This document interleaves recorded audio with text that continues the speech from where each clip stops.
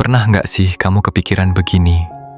Aku salah pilih orang, atau aku terlalu berharap, atau mungkin kenapa niatku sudah serius tapi yang datang justru orang yang setengah-setengah? Kalau kamu pernah ada di fase itu, tenang, kamu nggak lebay, kamu juga nggak sendirian. Banyak orang terutama perempuan punya niat yang lurus, ingin hubungan yang tenang, dewasa, dan ujungnya menikah. Tapi anehnya, yang sering datang justru laki-laki yang kelihatannya serius, ngomongnya dewasa, tapi makin lama malah bikin capek batin. Dan di sini kita nggak akan bahas laki-laki jahat, karena yang paling sering bikin terluka itu bukan yang jelas-jelas buruk, tapi yang terlihat baik, terasa nyaman, tapi sebenarnya belum siap bertanggung jawab. Anggap ini obrolan pelan, kayak teman ngobrol tengah malam. Santai, tapi jujur. Yang pertama adalah laki-laki yang banyak ngomong soal masa depan, tapi hidupnya jalan di tempat. Dia bisa cerita panjang lebar soal masa depan, tentang nikah, tentang rumah kecil, tentang hidup sederhana tapi bahagia. Masalahnya, setiap kali kamu tanya, "Terus sekarang kita ngapain?" Jawabannya selalu muter-muter, "Belum waktunya, masih proses, nanti dulu." Niat memang penting, tapi niat tanpa gerakan itu cuma wacana. Laki-laki yang serius, meski belum mapan, biasanya kelihatan usahanya. Dia bergerak, dia belajar, dia berjuang. Kalau yang kamu lihat cuma janji tanpa arah, bisa jadi kamu bukan sedang mencintai dia, tapi mencintai versi dia di kepalamu sendiri. Banyak perempuan terjebak di sini karena terlalu pintar membayangkan. Kita sering jatuh cinta bukan pada apa yang ada, tapi pada apa yang mungkin terjadi. Padahal hidup tidak dibangun dari kemungkinan, tapi dari kebiasaan sehari-hari. Coba lihat hidupnya hari ini. Bukan kata-katanya, tapi rutinitasnya. Karena masa depan seseorang hampir selalu adalah versi panjang dari hidupnya saat ini.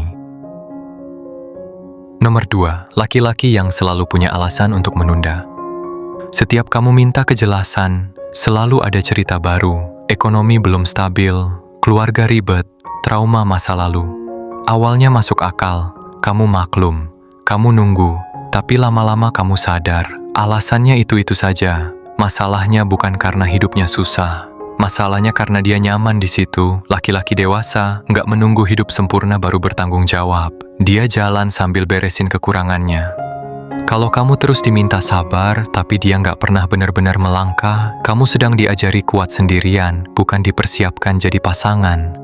Menunggu itu melelahkan kalau tidak tahu ujungnya di mana. Sabar yang sehat itu ada arahnya. Kalau kamu diminta menunggu tanpa peta, tanpa waktu, tanpa kepastian, itu bukan latihan kedewasaan, itu pengabaian yang dibungkus alasan.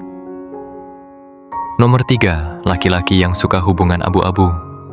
Dia nggak pergi, tapi juga nggak ngajak maju. Kalau kamu dekat sama orang lain, dia cemburu. Tapi kalau kamu tanya, "Kita ini apa?" Dia menghindar. Ini tipe yang paling bikin lelah, karena kamu hidup di tanda tanya. Hubungan serius itu jelas, nggak bikin kamu nebak-nebak posisi.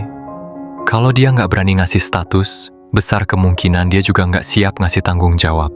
Hubungan abu-abu sering terasa aman di awal, karena tidak ada tuntutan. Tapi justru disitulah bahayanya. Kamu memberi segalanya tanpa perlindungan apapun. Dan saat dia pergi, kamu bahkan tidak punya hak untuk bertanya, karena dari awal kamu bukan siapa-siapa. Nomor 4, laki-laki yang minta pengertian, terus tapi jarang ngasih kepastian. Kamu diminta ngerti, diminta percaya, diminta sabar, tapi kamu jarang merasa tenang. Setiap hari rasanya kayak nunggu sesuatu yang nggak pasti. Hubungan yang sehat itu bukan yang bikin deg-degan karena takut kehilangan, tapi yang bikin hati adem. Cinta yang dewasa itu sederhana. Kamu tahu dia kemana, tujuannya apa, dan kamu ada di mana di hidupnya. Kepastian bukan berarti semuanya harus sempurna. Kepastian itu sederhana. Kamu tidak ragu tentang posisimu. Kalau sebuah hubungan membuatmu terus bertanya, "Sebenarnya aku ini siapa buat dia?" Itu tanda hatimu sedang kelelahan. Nomor 5, laki-laki yang perlahan bikin kamu merasa nggak pernah cukup.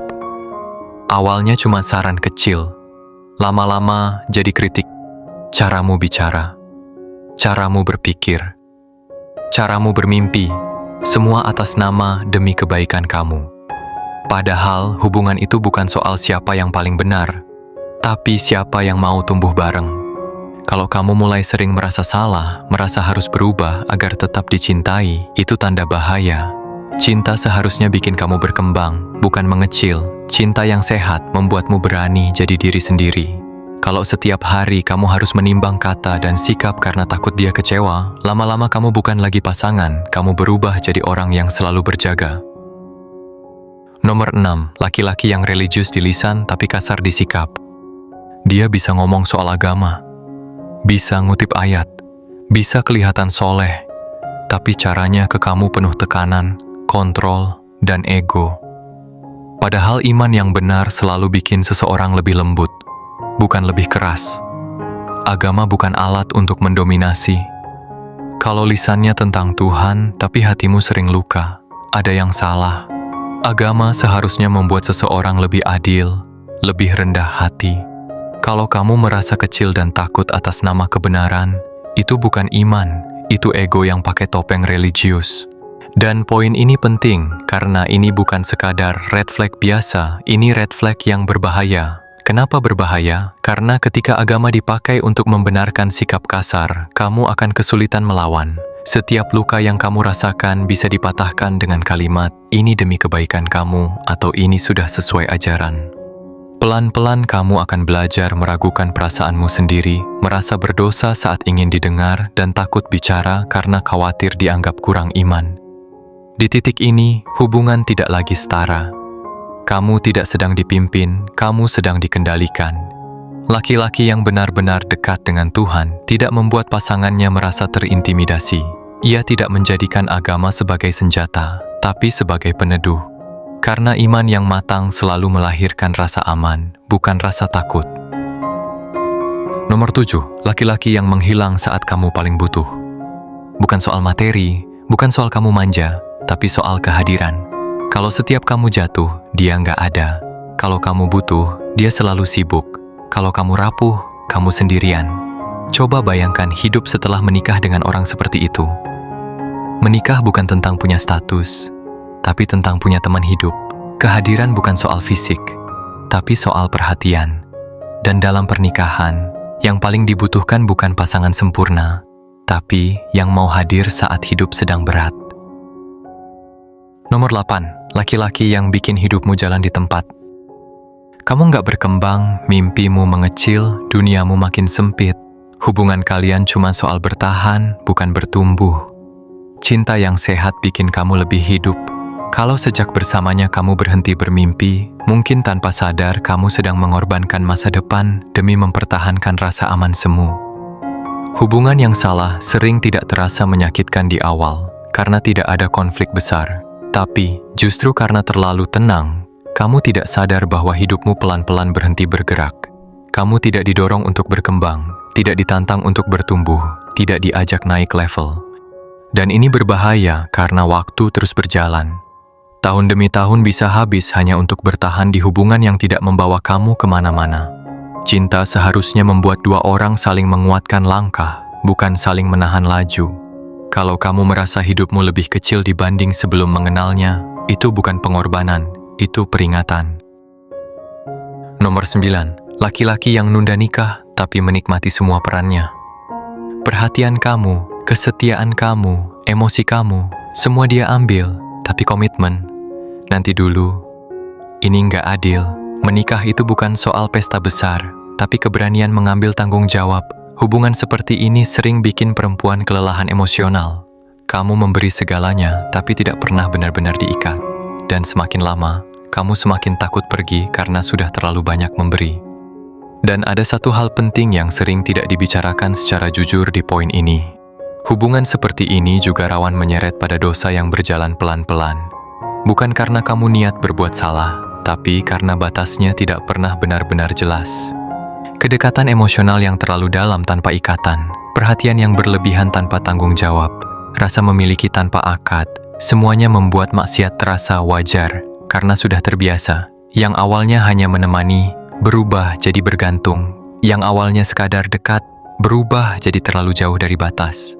Dan ini berbahaya karena dosanya tidak terasa seperti dosa besar. Ia berjalan halus, terus-menerus, dan sering dibungkus dengan kalimat, toh kita saling sayang, atau niatnya kan baik. Padahal dalam Islam, niat baik tidak pernah dijadikan alasan untuk membiarkan batas dilanggar tanpa arah yang jelas. Hubungan yang ditunda tanpa komitmen bukan hanya melelahkan secara emosional, tapi juga berisiko menjauhkan kamu dari ketenangan batin. Laki-laki yang benar-benar serius tidak akan membiarkan perempuan yang ia cintai terus berada di wilayah rawan dosa. Ia akan berusaha memperjelas, menghalalkan, dan menjaga. Karena cinta yang dewasa tidak hanya ingin bersama, tapi juga ingin selamat di dunia dan di akhirat. Yang terakhir atau nomor 10, laki-laki yang bikin kamu meragukan perasaanmu sendiri. Kamu sering dibilang lebay, terlalu sensitif, kebanyakan mikir, padahal hatimu sedang ngasih sinyal. Intuisi perempuan jarang salah. Yang sering salah adalah ketika kita memaksa bertahan, padahal hati sudah lelah. Perasaan bukan musuh, ia adalah alarm. Dan orang yang tepat tidak akan membuatmu meragukan kewarasanmu sendiri, tapi membantumu memahami apa yang kamu rasakan. Ini salah satu tanda hubungan yang paling halus, tapi paling merusak. Karena kamu tidak disakiti secara fisik, tapi secara perlahan dibuat tidak percaya pada dirimu sendiri. Setiap keresahanmu dianggap drama. Setiap pertanyaanmu dianggap berlebihan. Di titik tertentu, kamu berhenti bicara.